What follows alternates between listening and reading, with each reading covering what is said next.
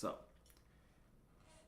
Kari no Kyokai, I believe is how it's pronounced, aka Garden of Sinners, The Garden of Sinners.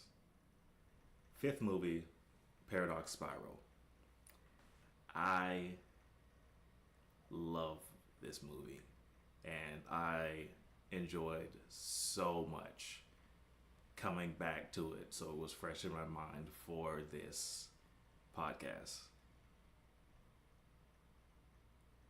This is one of the ones that I feel can stand alone.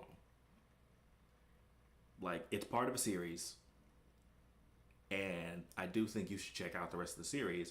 And I think the movie also does a good job to the point where, like, if you see the title of this thing and you decide I'm just gonna go check out the thing, I'm not gonna go check out the series. Just watch the fifth one. Basically, it's like 2 hours long. It's like like the length of a movie. It works standalone well enough, but it is part of a series. So I am curious very much about the perspective of people who hear about how good this movie is, either from this or from a prior or from a different place. Check out specifically this movie and whether that got you interested in the rest of the series, whether you agree with me that you think it works as standalone, all that kind of stuff. On that same note, I want to hear just generally people's different from people from with different perspectives, whether you watch the whole thing from 1, 2, 3, 4, 5 and onwards, whether you just watch this one in the way that I described, whether you being aware that there's both a movie version and the original, I believe, novelization. Checked out both, decided to do that. Yeah. Yeah. Trust me. I very much with this series want to I'll be honest, I kind of want to, I'm looking for specific kinds of comments from people. But enough about that. Let me actually talk about the movie. So, I think I'll start from the beginning. So, the start of this movie is kind of weird.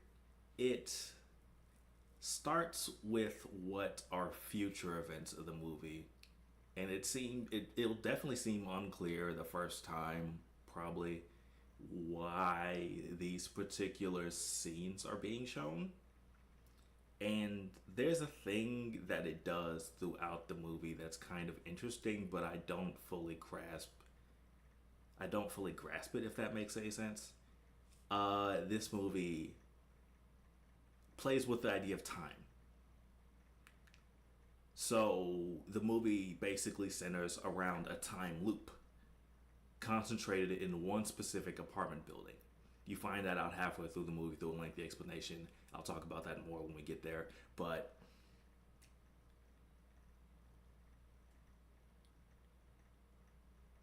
the movie itself also kind of has a weird way that treats time, to where the start is showing you events of the future.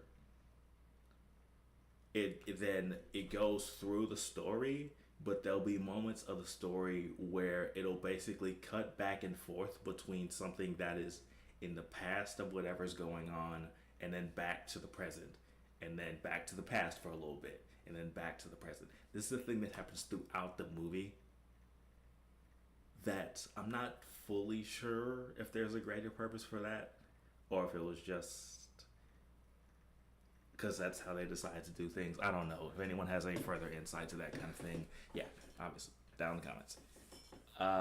I'll definitely bring this back up, but let's just go through the movie. So, movie starts about 2 minutes into the movie. You see some red-haired kid, teenager or like young adult. I believe he's in the movie later. They described that like I think he's in college. Mom comes into the room, tries to stab him, and then it cuts to a scene where they're in the living room now, and he's on top of her, and he stabs her repeatedly. So off the bat, like 2 minutes into the movie, you know whether or not you are seeing a person get stabbed, and it's weird because there's no blood with the stabbing, but then he like basically like picks up like entrails.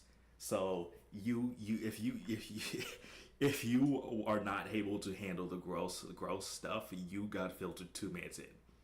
That's one thing. And Lord, this movie has some gross stuff in it. But so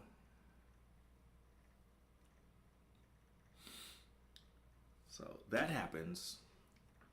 It goes to the whole deal with the burglar finding the corpses, and then he gets a cop. He comes back, and then the person opens the doorbell. He's like, "What the fuck?" Somehow this information reaches a detective, and just also for the record, I really like that, like the vibe of that like opening scene with someone talking to the detective.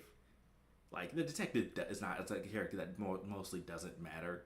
In the like later on, you find out that the detective is the reason that Toko figures out about this incident in the first place, I believe. But just that little vibe, with just like here's some detective, who cares? Like, I believe his name is like Daisuke or something basic like that.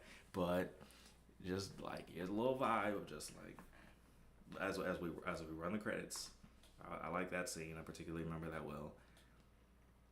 I'm not gonna recap the entire movie bit by bit, but like let's try to hit the notes. Um, the next thing I can remember is the scene with the red haired dude who we find out is uh, actually you find out his name in the with the detective Anjo Tome. We'll come back to it later, but if you're familiar with Fate, he looks like Shiro.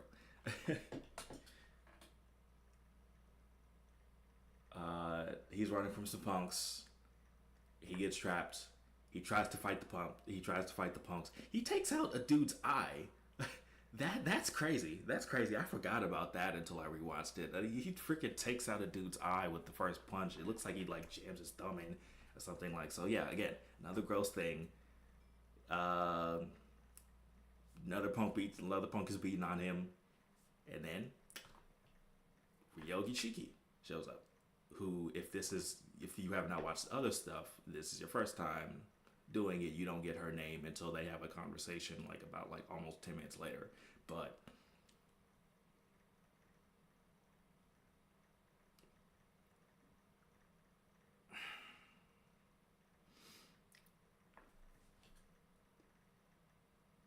yeah, she comes along, uh, does something to make one dude like throw up. Uh, uh, she knocks the dude to the side, and then the dude he tries to get back up and attack her again, and that kick looked like it killed him. Like she kicks that man, and you see some kind of liquid, and it looks kind of like blood. I'm not sure, but like if that was sweat, that was a lot of goddamn sweat. Like, that's crazy. But yeah, they have a conversation. He's like, skipping ahead a little bit. He's like, I'm a murderer, and then she's like, so am I, basically, paraphrasing. Which yes is a bigger. That's kind of like a big aspect of the series as a whole is basically the idea of she thinks that she's a serial killer, but it's never clear whether or not she actually is until the end. So that's that. Yeah, if you just watch this, that's a good reason to go and check out the rest of the stuff. Is basically to kind of answer that mystery because that's one thing that if you do watch this, kind of treating it as a standalone thing, that answer it doesn't get solved at all. But I'll come back to what it how you probably interpreted it later.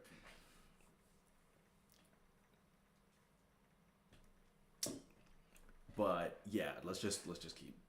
So So this initial incident, basically, she's like, "I'll let you stay at my house," and that's kind of how the first bit of the movie is basically him using that as a place to sleep, coming back and forth throughout the day. They kind of go back and forth. There's a bit of she doesn't have a lock on her door, so he gets a lock installed on her door, and then like during an awkward conversation, he basically ends up handing her the key.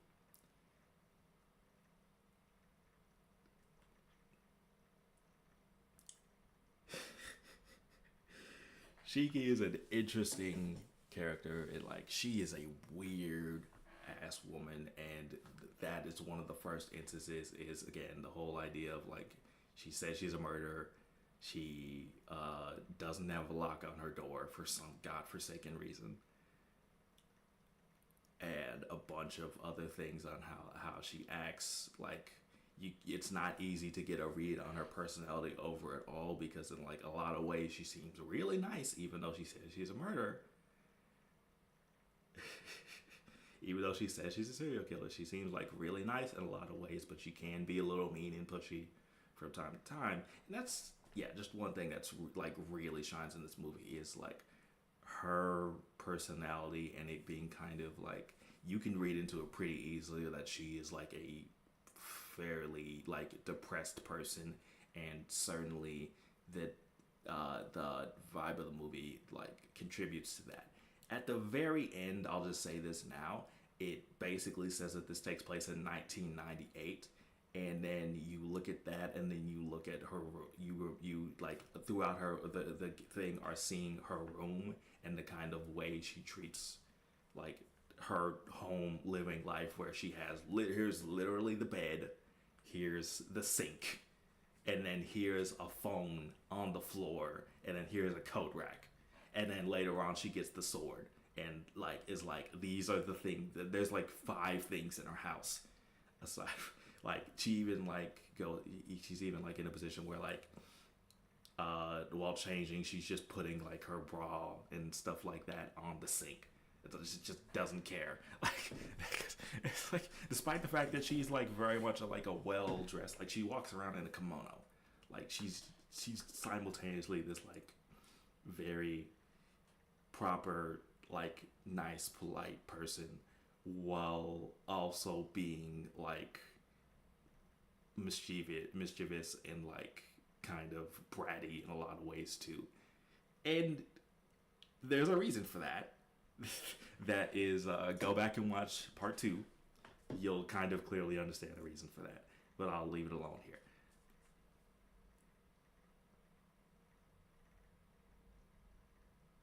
But yeah, it's the first the first half, like not half but like 40 minutes of the movie can be pretty summarized pretty easily because it's just kind of like a back and forth. It mostly takes place within Shiki's home, Shiki and Tomoe.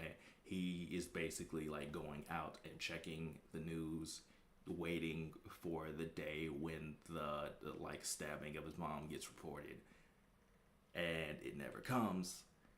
And he's coming back to the house to sleep, and he keeps having the nightmare of her coming into the room to stab him. And just like the kind of contradiction of earlier, he's first seeing himself be stabbed, but then also it's the tables get flipped so that he's the one stabbing her. So he doesn't understand what is the truth of the matter, and that makes any sense. And it gets to a point where he then sees his mom in an intersection while he's out. And he's like, wait, what the heck? Okay, nope. Okay, and they basically, then he tells Shiki about this, and they basically come to the conclusion that, okay, we gotta check the apartment. We gotta check the apartment. I should probably not be recapping. Again, I'm recapping the movie. Like, the whole point of this is that you already watched it and you just want a discussion of the thing. But like, we'll work on it. We'll work on it. I'm trying this. I'm not going to re-record this crap. I'm treating it as a podcast. Let's have fun with it. But yeah, okay. So they go and check out the apartment, and this is basically where things pick up. Is you get this just this is kind of where the explanation of the apartment building starts to be, but it's not like you get a much better explanation after this particular bit where they go to the apartment building and it's clearly weird from the jump. I think this is the first instance of you see that flash of what looks like the inside of someone's body, like appearing on the thing is like this is a thing that's indicated some things to like basically indicate like is the building alive? Like I think this is the intended thing. So basically this leads into a thing where they slowly go through the building and she kind of is like checking out the building and basically explaining to him that the building is very weirdly constructed and what's wrong with it. And then they find his apartment, the one he came from. And there's just like this is the thing I'm not gonna forget from this movie. It's just this haunting scene of she's like, don't ring the doorbell. We're just gonna walk in and we're gonna watch what they do, basically. And that's what they do. So you have this scene which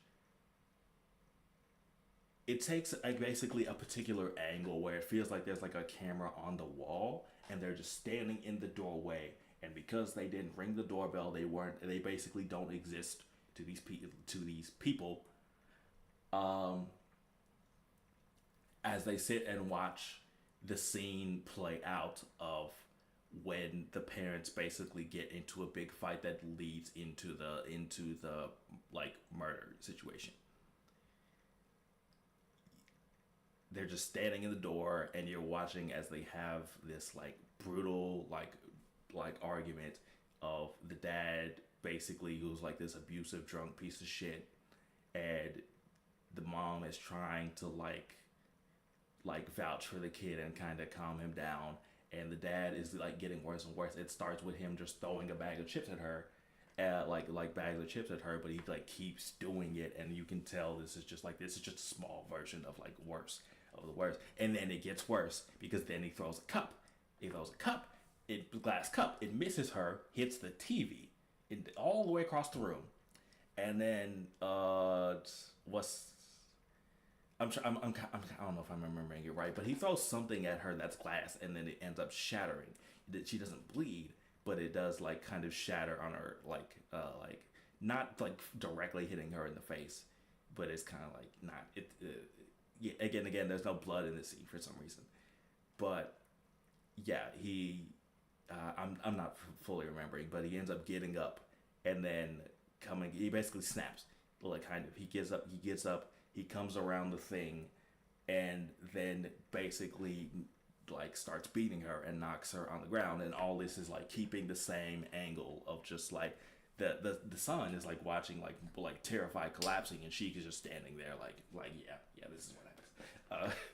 But that scene is just like he like knocks her down and then starts kicking her, and then basically after he stops kicking her after a little bit, he basically places the chair back where it was. Oh yeah, he like throws her into the chair too. He throws her into the chair and then like starts kicking her and then moves the chair back into place, I believe. And then he goes back over to his seat, picks up the beer, takes a swig, and is basically like wins dinner. And then she, without missing a beat, like starts like getting up and dusting herself off silently, walks past him off the frame. Like this scene is so good. Walks off the frame, walks back into the camera with a big pan. Boom! Hits him over the head with it. Walks back out of the frame, grabs something that clearly sounds metal, and then walks over with a kitchen knife and then stabs it straight into the back of the dude's neck repeatedly, like 5, 6 times.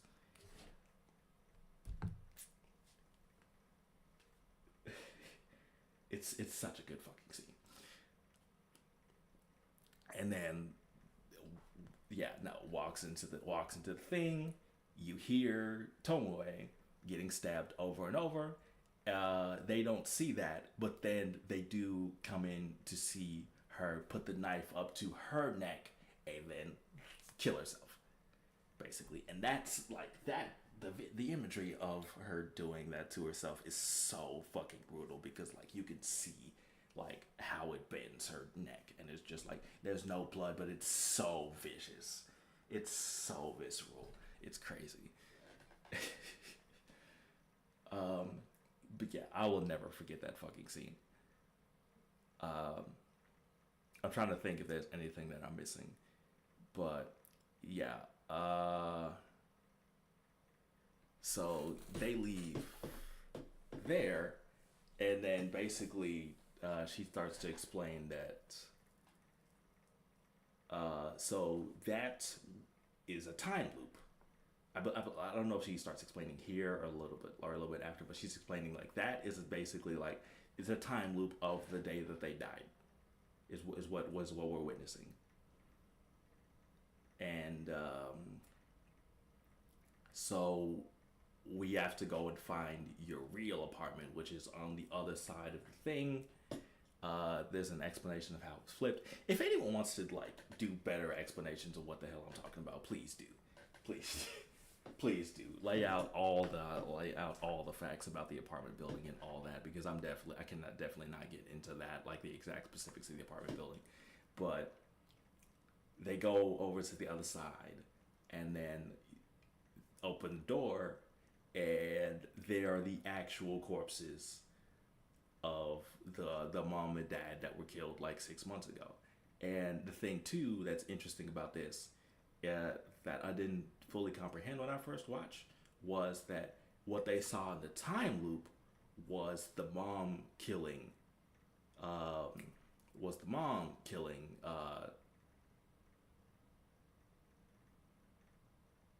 Tomoe and Joe. I don't know. But then when they go over to the other side and they see the actual real corpses that they say are like 6 months old,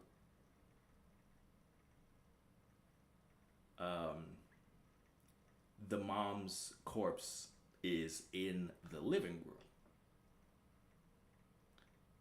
And now that I think about it, it's kind of weird too because later on they show that like Enjo's corpse is also like rotting away inside that room, and it does kind of paint an unclear picture of like, okay, wait, so what exactly did happen here? Did she kill him but just kill herself in the living room instead of like right there in the room like how it was depicted? Like I don't understand like what exactly happened there. Yeah, if anyone has an explanation, like I said.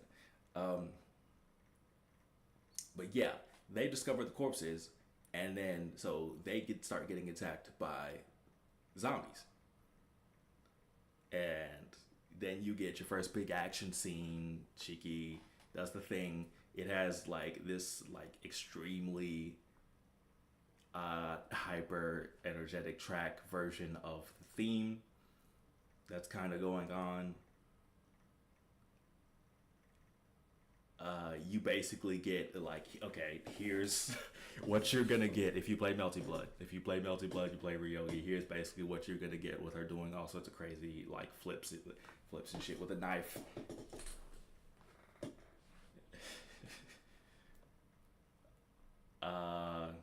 Then the first conversation with Arya. She seems like she's able to like keep up with him, but then it's like, yeah, no, he ultimately wins the conversation, throws her into the wall, dude runs away, and then we cut over to like what have Mikia and Toko been up to, who are the other main characters of this show. And also like the thing too is that you get like Asuka is around for a little bit of this, who up to this but like I believe up to that point in the thing was a character that wasn't explored very much. You know that's Mikia's sister, but she doesn't really have much of a role in any of the prior things, and in this one she kind of I'll get to it. The point being is that at the very, very, very end, they do a preview for the next one for six, and in that one, they're very prominently showing that Shiki and Asuka having like basically having this is their adventure over in the next one. So go watch that one or go read that one. Is what it ends up being. So if like yeah, you watch this one and you're curious about what Asuka's deal is, I believe she's also a little bit in two.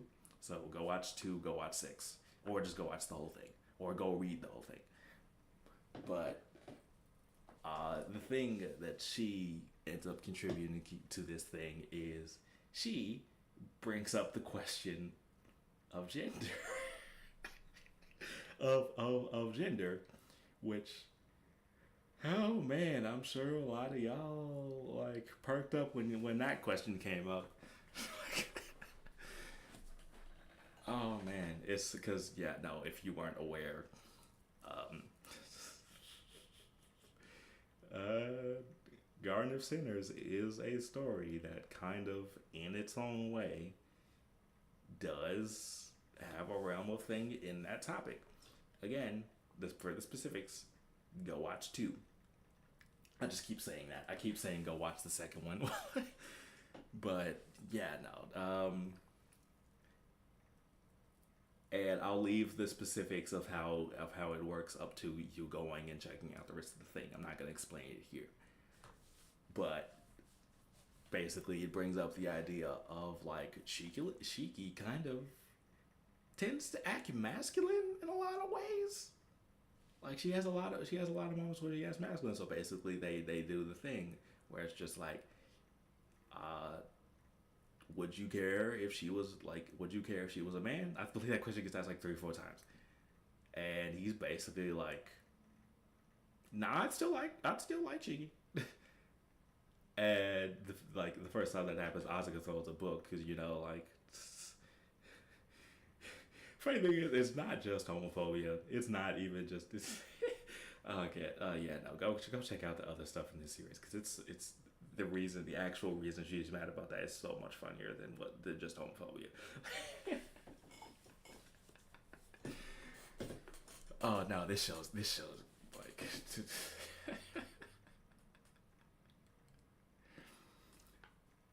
She, yeah. And then Toko brings up the question as basically just like, it's like, cause it also is basically bringing up the thing of like, dog, are you gay? Like, are you, what's going on here? What's going on here? And yeah, no, Mikia is bisexual, at least for Shiki. That's great. That's great. That's so funny. On a similar note, I like again. I would love to hear from the perspective of the people who got an awakening because of goddamn Karnokyo guy, Garden of Sinners. The people who basically looked at Shiki's like sometimes masculine, sometimes feminine like personality and her approach, and for some reason that was an awakening for you. But like I'd love to hear from you. But the way it is approached in this scene in particular is so goddamn funny. But okay, so fuck, is that even his name? Mizuki, right? If I'm saying the wrong name, Mikia, Mikia. Oh man, I'm looking up this man's name. But him and Toko, you basically start seeing their perspective, why he hasn't been showing up till now, and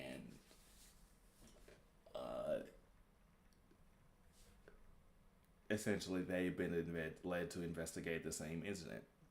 It's not clear. I don't think it's made clear throughout the movie whether or not they ever did talk about it in just a scene we don't show or say anything, or if any of the lines that they said indicate that like okay, basically got it to get them on the same page, or if it really was just them being separate.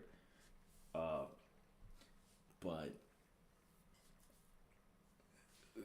this is the point where you basically start getting a proper explanation of what's going on with the apartment building and how the apartment building is supposed to represent the black and white circle for yin and yang. I believe it's called the Taiji. Uh, Although the pronunciation in the Japanese, I noticed sounded a little different from that. It's spelled Taiji, but the pronunciation sounded very different. I might have to go back and check that. Um, but yeah, yin and yang, that's our goal. The apartment building is meant to represent that. In addition to the apartment building, it's designed in a lot of weird ways to kind of basically disorient people and slowly drive them insane. Where like the elevator, they say the elevator moves in a spiral. It's not clearly shown. The staircase, how like the staircase isn't cleanly. You go up from floor to floor. From floor to floor, Mika used the staircase and goes up 2 floors, even though we thought he only went up one. Uh, the signs being flipped so that 404 was it 401 through 405 and 406 to 410 are flipped opposite, where like Angel thought it was his house was in one way and it was actually the other way, because one way is where the resident of the time loop exists and the other way is where the corpses are stored, and some of those corpses are reanimated into zombies. It's a whole elaborate thing. Uh, but yeah, this is basically the point where you get an explanation of how all that works, and also them investigating all the different residents, and also investigating the previous houses, all that jazz, leading up to, and then how Toko knows both of the villains in this story, and not only knows them, that were basically are friends, kind of. Seems like one of those weird things where it was more rivalry than friends, and it's just due to the nature of these majors. They knew like, okay, we're gonna fucking kill each other eventually. Like, and then I don't know if I'm leaving anything out, but like the confrontation with the first confrontation in the building where Toko tries to use the cat, and that scene, and how she ends up losing that encounter, and then the dude does the thing where he like thrusts his hand through her body and basically like grabs her heart to fucking kill. God, what's the fucking, this man did a fucking Mortal Kombat on this girl. On this one. Oh man. That yeah, no, I remember that when I first watched that like hit me like crazy. Was like, God damn, I guess we're doing this now. Like, cause it's not even just he kills her. Like, he like snaps the neck and then tears it off and then tears the head off. It's just like a whole, like, Jesus Christ, you want to like brutalize her? Cause Jesus, man. And then the funny thing too is I misremembered this scene until I watched it again to refresh it. I always remember basically that instance as he kills her and then instantly she drives up with the thing and then shows up again. But no, that's actually like 20 minutes later. So you are just left for a little bit to think that she's fucking dead. Which, yeah, good on the movie for doing that. But like, good on the movie for doing that. But like, yeah, no, it doesn't kind of take away how fucking brutal that shit is. It kind of shows you that like whole. To bring up the other dude real quick, this is not confirmed at all in the movie, but I always read that situation. It kind of seems like a thing where love turned to hate, where, okay, they were friends at one point in time. The main dude, fucking Arya, seems fucking asexual, like as fuck. But like, I mean, they literally say he's a monk, but Meanwhile, Alba seems like he comes across as like a dude who never actually got rejected, but or maybe he explicitly got rejected, but and then he turned that into fucking hating her basically. Uh, that's what he comes across as. There's not. I don't think there's evidence to support that exact idea in the movie, but that's how he comes across. He comes across as a rejected incel, basically. Especially when you get with the whole head situation, how her fucking head gets put in a what's the fucking word? The I don't know. Uh, I don't know. I can't think of the word. But like how the way he acts with the head basically, and then you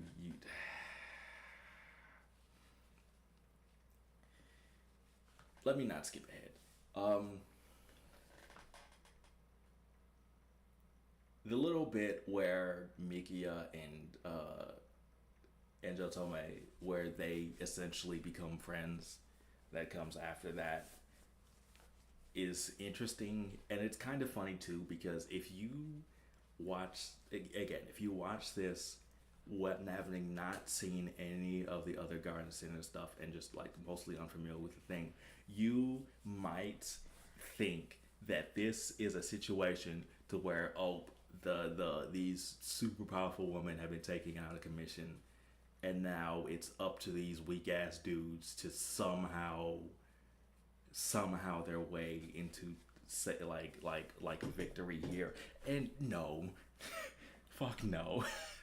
Both these dudes like fucking fail basically, like to do almost anything.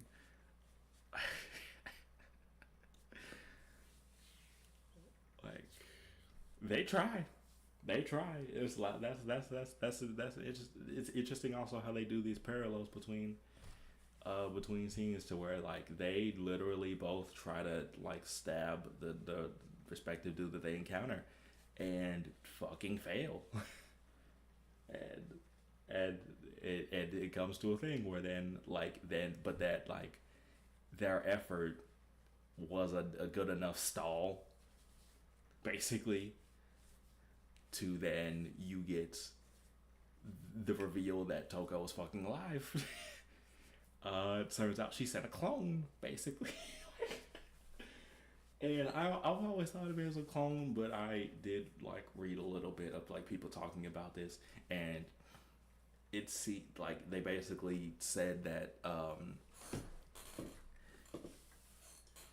she probably had set up a mechanism to transfer her soul back to the original body. It's not like maybe not a full clone, but the movie's always given me that impression that she literally cloned herself, that she basically cloned herself. And if you want to interpret it the not fucked up, like not super fucked up way, she's like the type of person who's like, I cloned myself and it's a perfect clone, so I'm just gonna like lay in the cryo vat while the clone exists because it's functionally me anyways. But the discussion I saw basically implied that like she could make a clone body, but then still be able to transfer her soul between the things. Again, no indication of this existing in the movie, but this is very much a kind of universe where magic with souls. Not only does magic with souls exist, but you have an example of that in this movie in the fact of you find out Tomoe is a puppet body. But like that seems like a fucking soul to me. Either that or you can just clone souls. Like, and it seems like if that's the case, because like those are on two different scales. Like transferring a soul from one body to another is already a pretty significant feat. Being able to clone a soul would be a tier above that. Like that's ridiculous. But whether or not the way it works, the movie seems to be going with the idea of like the movie seems to be going with the idea of Toko just made another version, a clone of herself, soul and all. That seems to be what the movie's going with, and then she kind of uses that to fuck with Alba too, and basically confuse him into being like, "Are you the I killed you? Are you the real you? What the fuck? What are you? What?" And then she's just like, "Take a guess, motherfucker." Not what she said at all. Paraphrasing. I'm just talking shit, but yeah, no, that's super satisfying, but also it does bring up the question of like, wait, so what the fuck did she do? Like, she can just make a perfect clone of herself. That's fucking insane. Uh, so yeah, that situation gets handled pretty like swiftly, and then you switch over to uh, uh, Tomoe being like, "I'm gonna fucking kill Arya," and obviously he's not gonna kill Arya. And he tries to stab the dude, and you already saw what happened to that when Shiki fought Arya. Shiki tried to stab Arya, and that did not work, despite the fact that her whole power is that she can cut anything. That did not work. Um, but yeah, he tries to stab Arya. That doesn't work. He gets his ass killed in one shot. And as he's dying, he basically had like he literally the subtitle at least literally says, "I was here," basically. Like,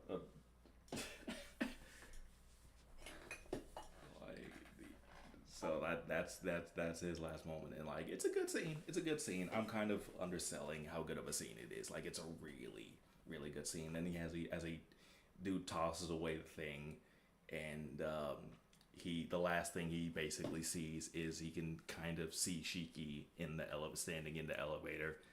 But even though she's not actually there, but next scene you get to basically the bit of her awakening, and I really like this scene, and it kind of goes into what I was talking about earlier, to where this scene loves to play with this movie loves to play with the idea of like past, present, future. And in this case, the idea is that Shiki, while she's been trapped in this thing because of its connection to time, she is able to perceive time, like past, present, and future. And we only see her like it's interesting because it kind of implies that she's able to see whatever. Like, she's able to see all throughout, like all throughout history. But during this instance, she's specifically choosing to focus on her own kind of memories, or memories relevant to what is going on at the moment. And she ends up snapping herself out of it. And you get the like epic moment where the elevator opens up, elevator makes the ding sound, and then it opens to her standing there staring like it ready to kill mode, holding the sword. Did I even mention the sword earlier? I did. Yeah, she gets a sword in this, to where previously for most of the series, she uses a knife, but now she has a like katana that she can wield. And oh boy, does that make a big difference. Because if your power is already to be able to cut anything, a sword, like extending, not just extending that range, but okay, as we get into the fight, you immediately see the benefits of using a sword over a knife, because she's able to cover a much wider area and able to like generally be more precise with it. It's like she ascends with a sword instead of just a knife in this particular instance, and it results in this just amazing fight scene, which It's an amazing fight scene, but it's also super quick. It's literally like less. It's literally like 2 minutes long, and not actually that much like back and forth fighting. Like the first instance of them fighting is like maybe less than a minute, and then he jumps out of the building, tries to destroy the building, and then in one of probably the scene that like my if you were first when you were watching this, especially if you're watching with friends, is like the moment of like a pop off where she also jumps out of the damn building after him and then catches up to him and then manages to see enough of a line to where she can thrust the sword in finally and get a solid cut. And while they're falling, she is fucking enraged, like easily the maddest you've seen her this entire movie, and maybe even the entire show up to that point. Like I'd have to rewatch to know for sure, but like she is pissed. She wanted to kill this fucker. And she even said a line earlier where she's like, "It's not that I want to kill you. It's that I don't. It's that I hate your existence, or something like that. It's that I don't want you to exist." Which I don't know. I don't know about that cheeky. That kind of implies a pretty strong hatred. But no, that scene is great. Honestly, me describing it is kind of underselling it, which is why I hope you watched it. Uh, but that whole it's so satisfying. It's kind of satisfying. It's also like there's kind of like little flaws in this movie, especially like trying to follow the logic.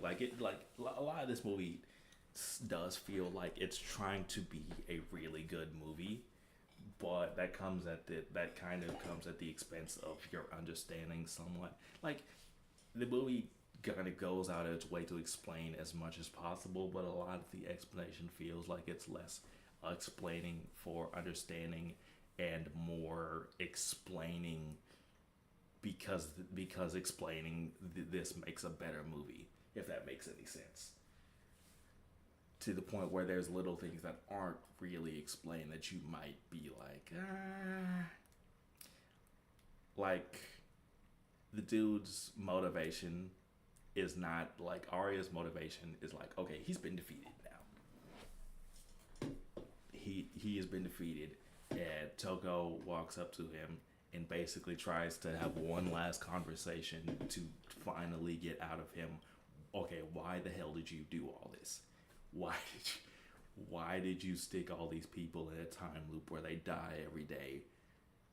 And like with this fucking apartment building and all this shit, why did you try to get like capture Shiki and steal her fucking eyes and this whole thing? And like they brought it up like at the end of the day he wants the same thing mages want, which is to try to reach the roots. Basically, I like kind of an I want to become God kind of situation. Not exactly, but it's it's like this goal, which this is just one of many stories in Type Moon stories where you are seeing a dude just do the most heinous fucking evil shit, not really out of a desire to be murderous so much as they really want to accomplish the goal. You get a lot of the same thing in Fate, which is the nature of the Holy Grail War, but it's a thing where it's just like the dude doesn't really do a good job of like justifying what he's doing, but it basically comes up to like ultimately he's just kind of looking for wisdom. He just ultimately wants to understand the universe better, is the way it seems like he's like kind of interpreting it, which again goes into like, dude, you've killed so many people to what you say is to basically understand the universe better. Like, holy hell, like you absolutely deserve this. Like to get trounced like that, like you did. But yeah, that. Yeah, it's a good scene because they also have a bit of a motif where Toko starts. I believe it's like I believe it goes Aria, what do you seek? And then she repeats a few more lines that are basically like Arya asking a question, Arya asking a question, and it's the same. I believe it's the same questions, but he does answer slightly differently each time. But like between both times, so that's also an interesting thing that has going. This movie has so many like interesting things to it, like um, the name itself, Paradox Spiral. Um, there's a lot of different ways there's a lot of different ways that that is portrayed throughout the movie. In that, like the apartment building itself, representing the yin yang circle, the yin yang circle. Um, but also like you can even apply that to some of the stuff in the first half of the movie where like I might be reaching a little bit here, but just like the way Shiki just kind of lives a depressed, like a kind of depressing, boring life, like when she's not being a detective, or and then in the case of Tomoe, basically him going back and forth, waiting on the day where like his parents' death gets announced on the news. They're kind of just going through this cycle, and it's uh, eventually something breaks the cycle. And also in the case of how Anjo Tomoe himself is the dude who broke this out of the cycle of going through the repeated deaths in the building. There's a lot of different ways that like the whole idea of the paradox spiral can be. It's also a phrase that's directly said twice in the movie, and the second time is during that last scene with Arya as he's dying, and he refers to the world as a paradox spiral, which I think it works that time. I don't think it works as well the first time where Tomoe says it. I don't really even understand why he said it like that.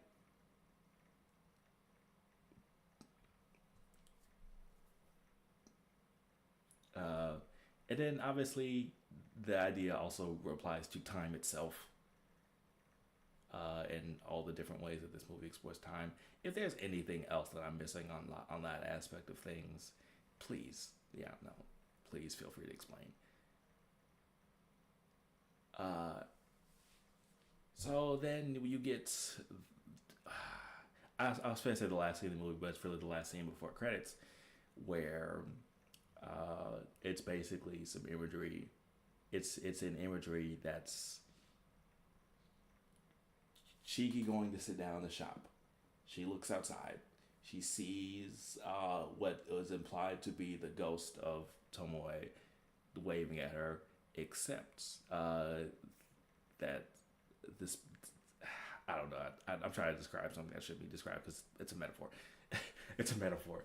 Um, it's a scene that's just this like beautiful scene that's meant to imply like one last goodbye between the two, of just like he fell in like him in his case it's that he fell in love with her.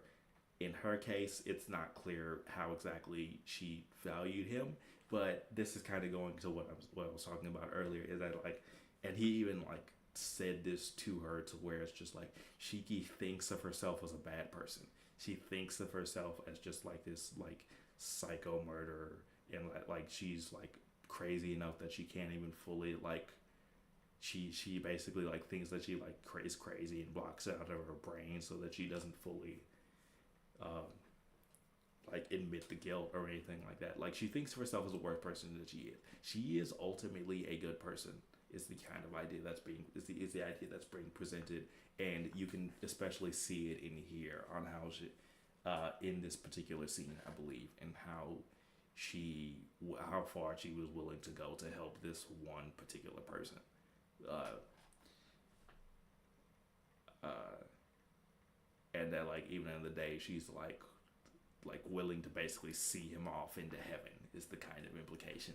Like is is the implication. Like she can be mean, she can be pretty mean, but she's like she's a good person even if she doesn't think she is the kind of idea that I feel is being communicated especially well in this movie, even before you finish the end of the series. Um, like, and there's also the fact of like just this scene in the way it's directed and the music is clearly meant to make you cry. And I am a person who, I don't want to say I fall for it every time. It's funny thing where it's just like I kind of tried to resist it in the past, but at this point I just let it. Whenever like an anime or a movie or whatever is trying to make me cry, I just let it happen. I just let it happen. I'm just like, yeah, no, it feels good. It feels cathartic. It like attaches me to this thing more. I'm cool with it. I'm cool with it. And like just like musical beats like this can get me. That is completely. I'm completely fine with it. It is ultimately a good thing that enhances the movie experience for me most of the time. Or like I'll get into this later. This is one instance where like the thing is clearly trying to manipulate you into that kind of feeling. But even when the show isn't, if someone just says something particularly brutal or whatever, I can also get into that. But like I'm sure I'll bring up more examples of that in the future. In the case of this one, yeah, the the way that scene goes, I like how the music abruptly cuts in that thing. Listen to that full track. It's so good. This is, I think, the best use of it in this series.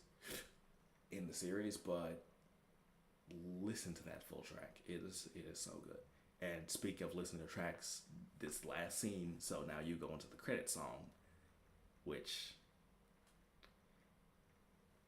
it's a banger. What can I say? What's the name? Calafina. I probably said that wrong.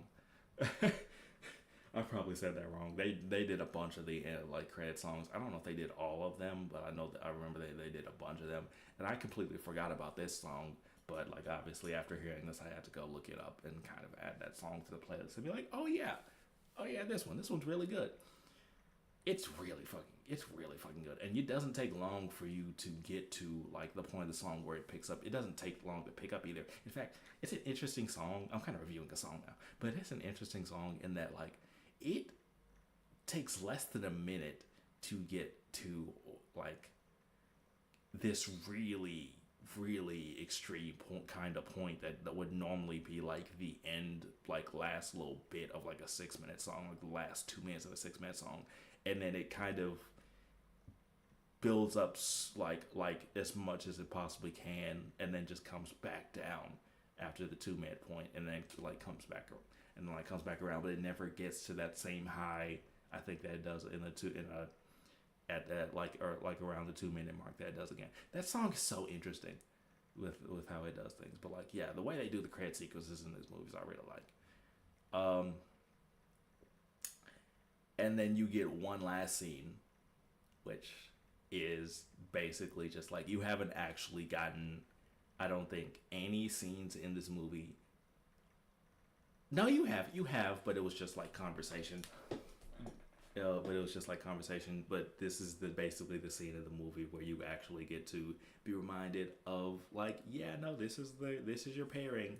These two like each other, and of her basically asking, "Can I have a key to your house?" while blushing, and it's just like, yeah, no, this this is the movie where I hope you stuck around after the credits for like the post credit scene, like it, just for that little bit of this sells you a little extra hard to get into the rest of the series if you just watch this one. It's I love this fucking movie. I love this fucking movie. I mentioned earlier, but then the last little bit is basically a next episode preview for for 6. I believe it's called like the two titles are Oblivion Recording and Fairy Tale. I think I want to come around to talking about that one. I don't know if I'll cover that one specifically or if I just want to talk about the whole rest of the series. I want to talk about this one separate from the rest of the series, but I am going to come back to talking around the whole thing. I don't I haven't really read it.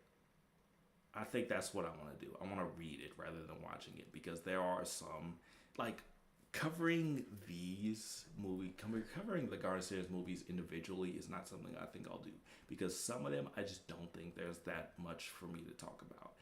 This is like this is the best one without question, basically. Whereas the rest of them, like this is the one that feels like a complete movie that can stand on its own to where some of the rest of them very much feel like episodes of a series. And I'd have to rewatch to kind of confirm. Technically, I've only rewatched most of these one time. I've only watched, so maybe a second impression will be better. But with this series, this I do feel a little bad telling people to get into the high point instead of experiencing the whole thing. But at the same time, again, I think this thing stands on its own.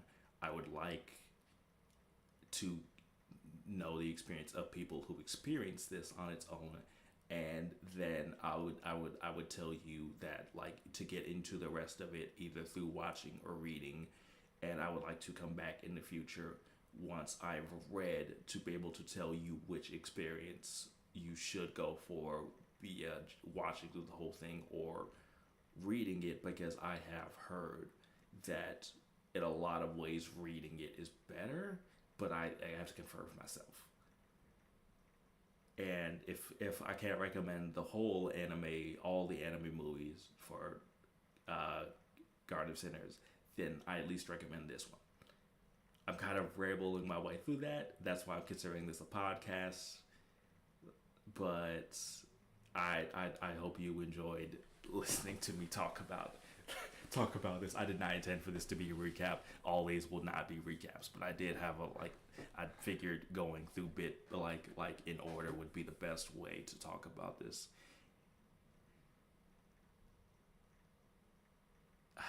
It's a good movie. In fact, I still feel like I'll come back to it, and like I specifically want to come back to it because I know a friend who kind of watches some anime stuff, who I want to get him to watch it. I want to see his perspective. I want to see people's reactions to this stuff. But yeah, please, please comment. Tell me like your insight to this movie. I'll be honest, I don't necessarily want your opinion of the quality of the movie overall. I want kind of insight. I want perspectives. I want stuff that I want like for you to point out things that I didn't talk about here, or that the average person might miss, or if you can provide a better explanation of what exactly is going on during particular things, what parts of this one should talk about other. I don't think it would be fair to allow talk. You know what? Here's how I'll do it. I talk about other parts that come before this one is fine. So talk about parts 1 through 4 is fine. But please don't spoil 6, 7, 8. Anything that comes after this one. I think that might be the way to do it. But yeah. I enjoyed making this, and I can't wait to talk to y'all about this movie and later on the rest of Kara no Kyokai. Y'all have a good one.